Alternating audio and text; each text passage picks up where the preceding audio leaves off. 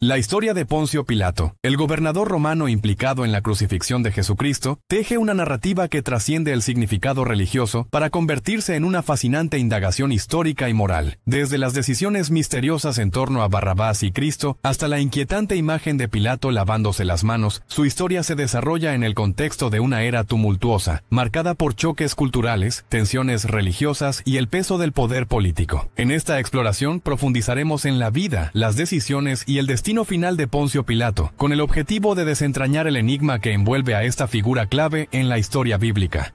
Poncio Pilato es un nombre que encontrarás a menudo en los relatos de la crucifixión de Jesucristo en la Biblia. Fue el quinto gobernador de la provincia romana de Judea y sirvió bajo el emperador Tiberio desde el 26 d.C. hasta el 36. Poncio Pilato desempeñó un papel crucial en los eventos bíblicos mencionados en el Nuevo Testamento. La decisión desconcertante de Poncio Pilato, al permitir que los judíos eligieran la liberación de Barrabás, un criminal notorio en Judea, en lugar de Jesús, a quien él sabía que estaba falsamente acusado, dejó una marca indeleble en su legado, envuelta en un misterio que sigue siendo difícil de desentrañar. A pesar de que su esposa soñó con Jesús la noche anterior y le aconsejó que no se involucrara con él, Pilato terminó entregando a Cristo para que fuera crucificado. Después de que la gente eligió a Barrabás, Pilato hizo el gesto de lavarse las manos, indicando que no tenía nada que ver con esa decisión injusta. Sin embargo, esto no pudo salvarlo de su destino. Por esta razón, en el video de hoy, discutiremos la vida y la trágica muerte de Poncio Pilato. ¿Quién fue? ¿Cómo ascendió al poder? ¿Por qué se lavó las manos y permitió que Jesús fuera crucificado? ¿Y cuáles fueron las trágicas consecuencias de las malas decisiones que tomó? Por favor, quédate hasta el final, ya que te sorprenderá el desenlace de su historia. Pero primero, hazme un pequeño favor dando un like para apoyar el canal y también suscríbete. Esto te ayudará a no perderte ninguna actualización cuando subamos un nuevo video. Comencemos. Para obtener una comprensión general de este hombre, veamos la situación de esta manera. El Imperio Romano conquistó y ocupó la región de Judea en el 63 a.C., llevándola bajo el dominio romano. Esta ocupación fue resentida por muchos judíos que se oponían a la dominación extranjera y anhelaban la independencia política. Los romanos y los judíos tenían prácticas culturales y religiosas distintas. Los romanos eran politeístas, adorando a un panteón de dioses, mientras que los judíos eran monoteístas, creyendo en un solo Dios. Esta división cultural y religiosa llevó a creencias y prácticas en conflicto. El Imperio Romano imponía altos impuestos a sus provincias, incluida Judea, para financiar sus vastos gastos militares y administrativos. La carga de la tributación, junto con otros tributos, era una fuente de descontento entre la población judía. Gobernadores romanos y prefectos como Poncio Pilato fueron nombrados para supervisar las provincias.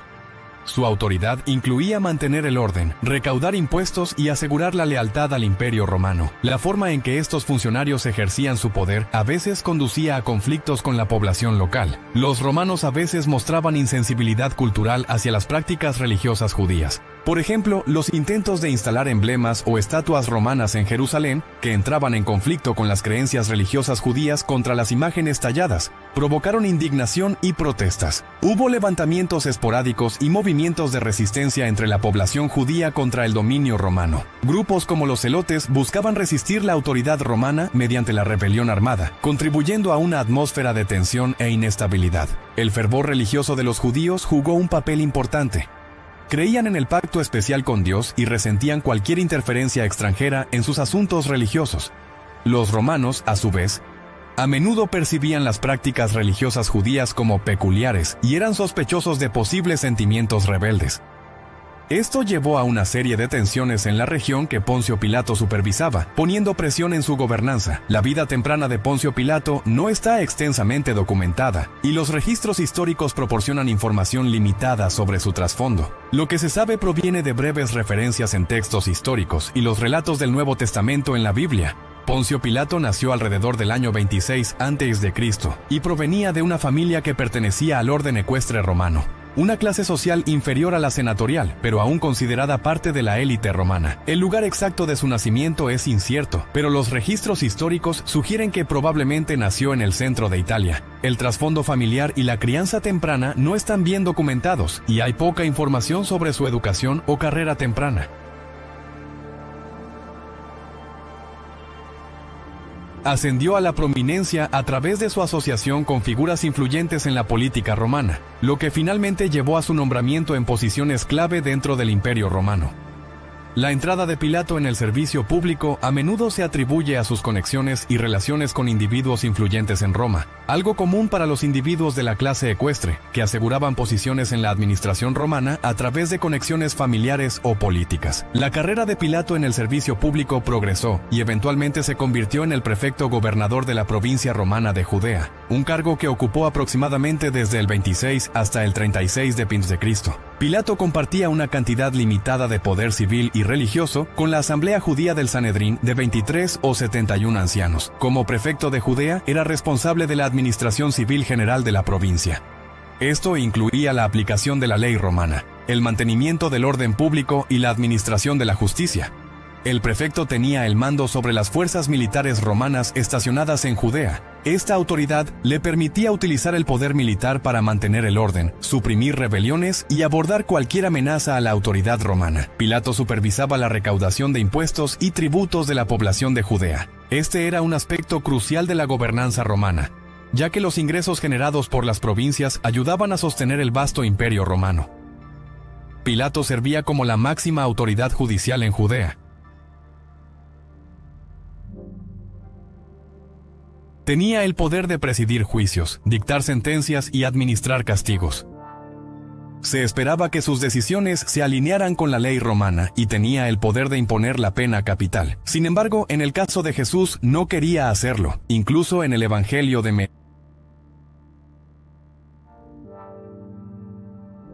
Lucas se puede leer el vaivén en el juicio de Jesús, donde envía la responsabilidad a Herodes, y aún así Herodes se la devuelve. El apóstol Lucas describe a Pilato como un líder que no quería asumir la responsabilidad de una decisión tan importante. En el capítulo 23, después de no encontrar culpa en Jesús, intenta pasar la responsabilidad a Herodes, un príncipe de Judea que había sido responsable de ordenar la decapitación del profeta Juan el Bautista 3 años antes. Como Herodes devolvió la responsabilidad a Pilato, él la entregó al pueblo judío. En el Evangelio de Juan podemos ver una postura más arrogante de Pilato, quien cuestiona a Jesús cuando él afirma ser el rey y se burla del Mesías cuando dice que vino al mundo para dar testimonio de la verdad. Ahora, volviendo a la historia, los líderes religiosos judíos presionaron a Pilato para condenar a Jesús, diciendo que representaba una amenaza para el orden público y el poder romano. Sin embargo, el verdadero miedo de esos hombres era que Cristo fomentara una revuelta entre los judíos. En el libro de Juan, la Biblia dice que Pilato había interrogado a Cristo, quien afirmó que su reino no era de este mundo, y que había venido para proclamar la verdad. Al escuchar eso, Poncio Pilato consideró a Jesús inocente de los cargos de rebelión contra Roma y César. Aunque no encontró culpa en ese hombre, Pilato carecía del coraje para mantenerse firme contra los judíos que querían la crucifixión de Jesús. La situación entre judíos y romanos estaba tensa en ese momento. Pilato prefirió complacer a esa gente en lugar de ir en contra de lo que él creía correcto.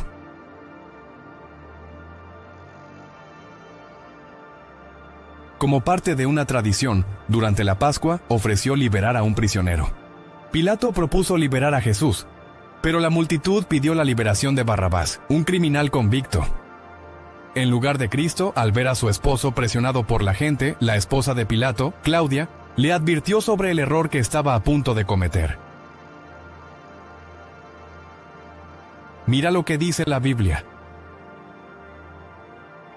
Mientras Pilato estaba sentado en el asiento del juez, su esposa le envió este mensaje.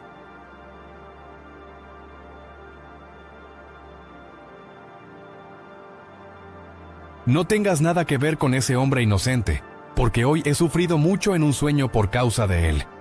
Miren esto, hermanos. Pero, enfrentado a la insistencia de la población y al miedo de provocar una gran revuelta popular, Pilato se lavó las manos públicamente, simbolizando que no tenía nada que ver con esa decisión y que la responsabilidad recaería en el pueblo y en los líderes religiosos. Luego, Jesús fue crucificado en el Calvario fuera de Jerusalén. La participación de Poncio Pilato en la narrativa bíblica terminó allí. Pero su vida como líder del Imperio Romano en Judea continuó. Incluso después de encontrarse con Cristo, Pilato permaneció como el mismo hombre cruel. Los relatos históricos muestran que 3 años después de la muerte de Jesús, Pilato tomó acciones brutales, ordenando la arrestación y ejecución de algunos galileos que estaban realizando sacrificios en el templo. se informa que Pilato ordenó la masacre de un grupo de samaritanos armados en una aldea llamada Tiana. Estos samaritanos esperaban encontrar artefactos que se creía habían sido enterrados allí por Moisés. El líder de este movimiento pudo haber sido Doso, una figura mesiánica entre los samaritanos activa en esa época. Los samaritanos, alegando no estar armados, presentaron una queja a Lucio Vitelio el Viejo, el gobernador de Siria desde el 35 hasta el 39 de Cristo. Esta queja llevó a la revocación de Pilato a Roma para enfrentar juicio ante Tiberio. Sin embargo, Tiberio había muerto antes de la llegada de Pilato, situando la fecha de la destitución de Pilato como gobernador alrededor del 37 Cristo. Tras la muerte de Tiberio, el destino de Pilato iba a ser determinado por el nuevo emperador Calígula, uno de los líderes más notorios de la Roma antigua. No está claro si se llevó a cabo una audiencia formal, ya que los nuevos emperadores a menudo desestimaban asuntos legales pendientes de los reinados anteriores. El único resultado certero fue que Pilato no fue reinstalado como gobernador de Judea. Las razones para esto son debatidas, ya sea que la audiencia saliera mal o que Pilato optara por no regresar. Sin embargo, era cierto que Pilato fue enviado al exilio en la región de la Galia, donde se encuentra Francia. El historiador de la Iglesia temprana Eusebio, que escribió a principios del siglo IV, afirmó que la tradición relata que Pilato se suicidó después debido a la deshonra. Eusebio, el historiador cristiano temprano, proporciona un relato de la muerte de Poncio Pilato en su obra Historia de la Iglesia, 271. Según Eusebio, esta información proviene de la tradición y no ofrece detalles explícitos ni fuentes. El mismo escritor Josefo, en el libro 18 de las Antigüedades, dice que Herodes Agripa, quien fue hecho rey por Claudio, mató a Santiago, el hermano de Juan, con la espada, y que Pedro, después de haber estado encarcelado, fue crucificado. Afirma que se informa en muchos trabajos históricos que Pilato cayó en tales calamidades que se vio forzado a convertirse en su propio asesino y ejecutor. En este pasaje, Eusebio atribuye la información sobre el suicidio de Pilato a muchos trabajos históricos.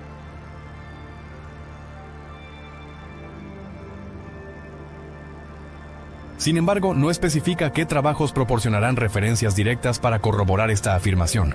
El uso del término reportado sugiere que Eusebio está transmitiendo información que formaba parte de la tradición más amplia que circulaba en ese momento, en lugar de basarse en pruebas documentadas específicas. Los estudiosos han abordado el relato de Eusebio con cautela, debido a la falta de corroboración independiente y al hecho de que Eusebio mismo reconoce la información como parte de la tradición. La narrativa sobre el suicidio de Pilato puede haber servido a un propósito teológico, enfatizando la retribución divina por su papel en la crucifixión de Jesús, en lugar de estar fundamentada en pruebas históricas concretas. Ha habido algunas discusiones sobre esta afirmación, aunque los primeros historiadores como Daniel Schwartz argumentan en contra de descartar las afirmaciones de Eusebio a la ligera.